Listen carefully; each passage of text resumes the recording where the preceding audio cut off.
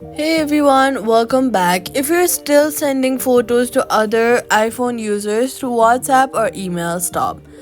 AirDrop sends files instantly in full quality with no comparison, no internet added, and it takes about 3 seconds. Here's how. First, on both iPhones, swipe down from the top right corner to open the control center.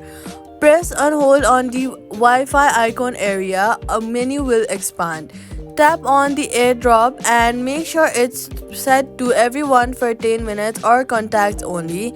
Now on the iPhone that wants to send, go to the photos and then go ahead and select the photos or videos that you want to AirDrop. Now click on the square option in the bottom left corner and then click AirDrop. Then go ahead and turn Wi-Fi on and then also turn AirDrop on. Make sure your Bluetooth is also on.